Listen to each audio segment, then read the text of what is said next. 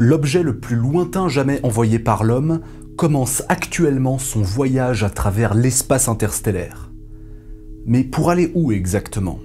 Parmi les sondes spatiales qui ont été envoyées pour explorer le système solaire, certaines d'entre elles sont vouées à ne plus jamais recroiser la civilisation qui les a expédiées. La plus connue, c'est Voyager 1. Mais jusqu'où ira-t-elle dans l'espace ? Eh bien, c'est ce qu'on va voir maintenant. En 1977, la NASA applique le programme Voyager, destiné à survoler les géantes gazeuses et leurs multiples satellites. Le 20 août, le lanceur Titan 3 envoie la première sonde, Voyager 2. Le 5 septembre, c'est au tour de Voyager 1 de prendre son envol. Et oui, Voyager 2 a été lancé avant sa grande sœur, à quelques semaines près. On ne va pas s'attarder sur toutes les découvertes liées à ces deux monuments de la NASA. Ce sera sans doute le sujet d'un prochain épisode. Et puis vous pouvez aussi trouver tout un tas de documentaires qui en parlent de manière exemplaire. Le bilan de Voyager 2 a été bien plus riche que celui de sa grande sœur, parce que la sonde a réussi l'exploit extraordinaire de survoler les 4 géantes gazeuses, Jupiter, Saturne, Uranus et Neptune. Par le biais d'un heureux hasard, les 4 planètes étaient suffisamment bien alignées pour enchaîner les survols sans consommer trop de carburant. Voyager 1 n'a survolé que, entre guillemets, Jupiter et Saturne. En fait, la NASA a envoyé 2 sondes identiques pour s'assurer du bon fonctionnement du programme. C'est pour éviter un échec total si jamais une avarie se produit sur l'une d'entre elles. Avouez que si vous dépensez 450 millions de dollars et que c'est un échec, vous l'aurez mauvaise, alors autant investir le double pour réduire les chances d'échec par 2. C'est en quelque sorte le même fonctionnement que les sondes Pioneer 10 et 11 au début des années 70. La mission planétaire de Voyager 1 s'est achevée après le survol du système saturnien en novembre 1980. Sa petite sœur empruntera la même voie 6 mois plus tard avant de se diriger vers Uranus et terminer sa mission après le survol de Neptune en août 1989. Cela confère un avantage à Voyager 1 qui est assez particulier. Il faut savoir que dans l'espace, en tout cas dans le système solaire, on ne voyage jamais tout droit, mais toujours en trajectoire de chute libre courbée. Et puis surtout, si vous vous éloignez vers le système solaire extérieur, vous avez l'attraction du Soleil derrière vous. Faut pas l'oublier celui-là, il ne compte pas pour du beurre.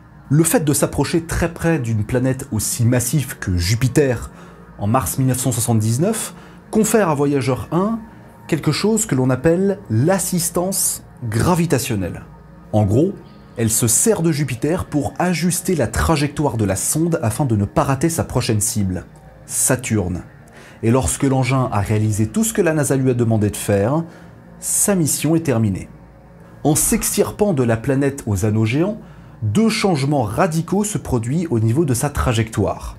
La première, c'est que Voyager 1 est sorti du plan de l'écliptique. Vous savez, c'est le plan sur lequel orbitent les planètes autour du Soleil, et puis les astéroïdes et la ceinture de Kuiper.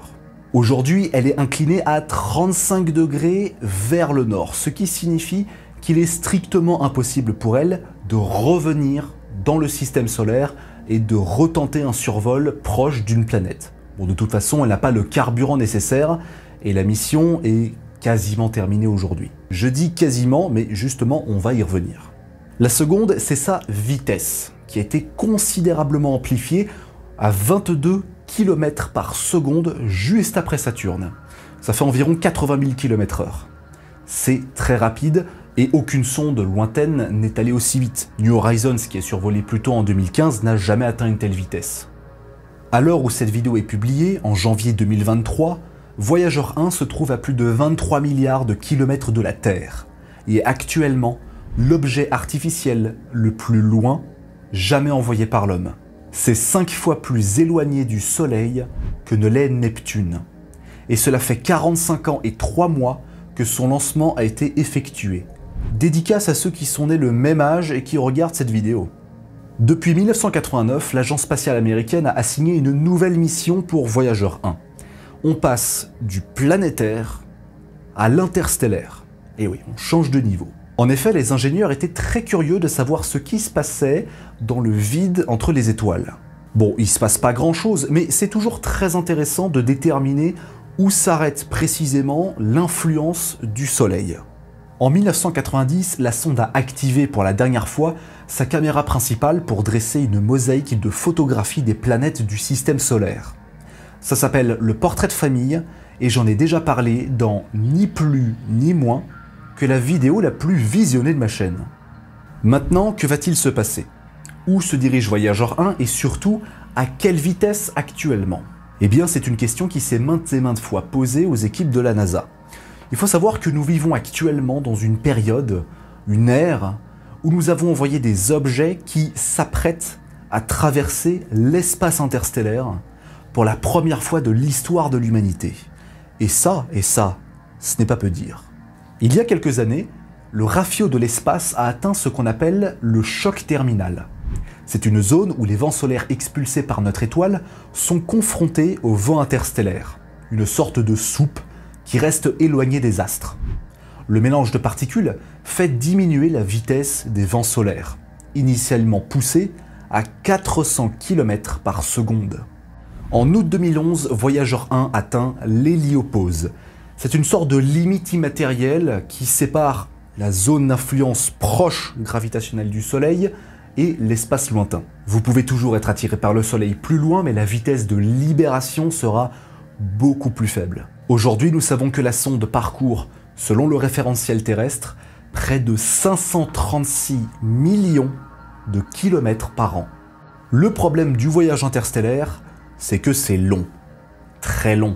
Très long, même avec une telle vélocité, même en parcourant chaque seconde l'équivalent de 17 km.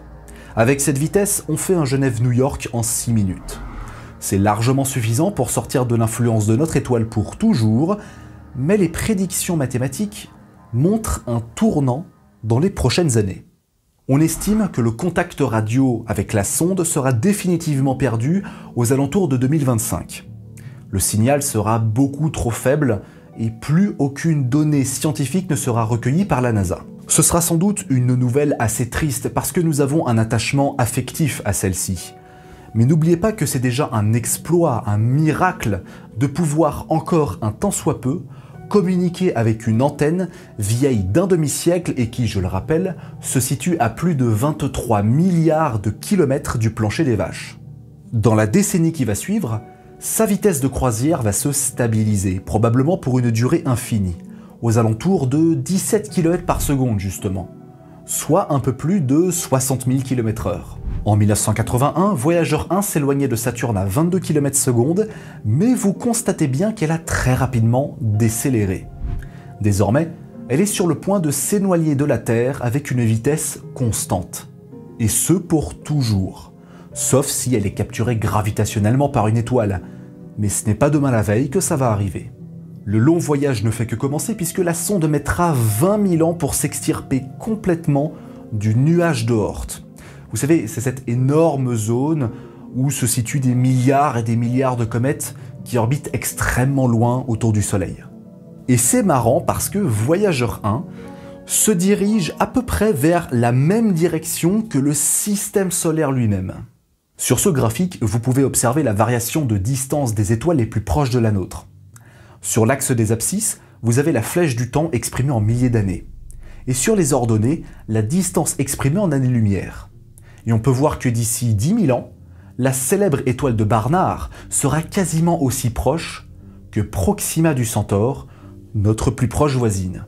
Et donc, puisque Voyager 1 va à peu près dans la même direction que le système solaire, mais plus vite, on a donc une sorte d'avant-goût du nouveau voisinage cosmique que l'on va se coltiner dans le futur.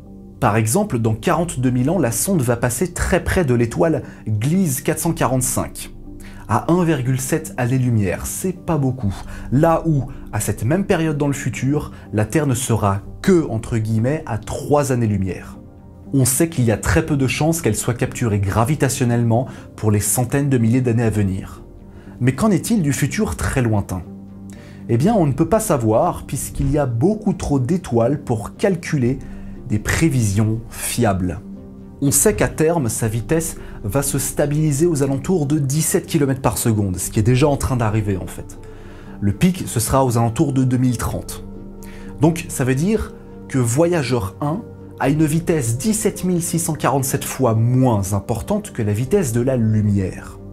Par conséquent, elle met plus de 17 millénaires à parcourir une année-lumière dans l'espace selon le référentiel galactique. Et avec d'autres petits calculs, on peut estimer qu'elle sortira complètement de notre Voie lactée dans quelques centaines de millions, voire quelques milliards d'années. Cependant, d'autres questions se posent. À commencer par les extraterrestres. Quelques semaines avant la finalisation des sondes Voyager, la NASA a commandé à Carl Sagan, sa femme et Frank Drake, sur la base de leur propre idée, d'envoyer un disque vinyle contenant des informations sur l'humanité, l'univers et les mathématiques. Une sorte de bouteille à la mer interstellaire, comme Sagan aimait si bien le résumer. C'est le Voyager Golden Record, existant en 2 exemplaires, attachés sur chaque sonde Voyager. Le but absolument pas caché de transmettre des messages à des possibles civilisations extraterrestres extérieures rend le vinyle instantanément culte. C'est un bel exercice de pensée parce que ça nous fait réfléchir sur comment contacter une civilisation extérieure dans un lointain futur. Quelles données transmettre et surtout, quelles informations faut-il mettre en priorité? Mais là aussi, on aura l'occasion d'en reparler dans d'autres épisodes. La probabilité que les sondes Voyager ou Pioneer soient récupérées par des aliens est extrêmement faible, mais il vaut mieux essayer que ne rien faire. Seulement, si jamais une telle chose se produisait dans le futur, on ne pourra jamais vraiment le savoir, puisque les communications avec la Terre seront rompues. Une autre question, beaucoup plus terre-à-terre, beaucoup moins joyeuse et surtout beaucoup plus probable, se pose aussi. Et ça vaut pour tous les sondes spatiales et tous les objets artificiels que l'on a envoyés là-haut. Voyager 1 se déplace à 17 km par seconde selon le référentiel terrestre. Elle s'éloigne du système solaire et à cause de cette vitesse très importante, la moindre petite poussière, le moindre grain de sable, la moindre agglomérat de particules qui percute la sonde est capable de créer de gros dégâts, de suffisamment gros dégâts pour percer n'importe quel blindage en vérité. Si je vous jette un grain de sable, oui, je suis puéril, mais vous n'allez pas vraiment en tenir rigueur. Par contre, si vous recevez un grain de sable sur le coin de la figure, qui vous arrive tout droit vers vous, à une vitesse des dizaines de fois supérieure à celle d'un avion de ligne, là tout de suite ça va faire bobo. Pourquoi? Parce que l'énergie libérée avec l'impact est beaucoup plus importante. C'est pour cette raison que les parties extérieures de la Station Spatiale Internationale sont blindées, pour éviter ce genre de désagréments qui peuvent parfois s'avérer très dangereux. Et c'est déjà arrivé. Mais qui nous dit que la sonde soit capable de survivre pendant des milliards d'années sans croiser par hasard et par malheur surtout la moindre micro-poussière? Par exemple, la NASA a définitivement perdu le contact avec la sonde Pioneer 11 en 1995, au mois de novembre pour être plus précis. Ça fait donc 27 ans que le signal est rompu, qu'aucune donnée scientifique n'a été recueillie depuis. Mais peut-être qu'elle est déjà vaporisée, ou qu'elle va être vaporisée par l'impact avec une météorite, ou simplement, comme je l'ai dit, un grain de sable. Propulser une micro-poussière à des dizaines de kilomètres secondes, et ça va avoir exactement l'effet qu'un tramway qui percute une voiture. Et si jamais une telle catastrophe se produisait, comment pourrions-nous le savoir? Comment pourrions-nous être au courant? Puisqu'on ne peut pas communiquer avec. À un moment donné, les engins seront trop loin, avec une taille apparente trop petite et un albédo trop faible pour pouvoir être captés par nos radars. La vitesse des sondes spatiales est extrêmement lente à l'échelle de la galaxie, mais intensément rapide à l'échelle d'un être humain. En attendant qu'une civilisation alien ne la découvre, vous pouvez toujours regarder ma vidéo sur l'étoile polaire. Et puis aussi vous abonner à ma chaîne, partager mon travail, mettre un petit pouce bleu, un commentaire et activer la cloche. Prenez soin de vous et bonne année 2023. À la prochaine!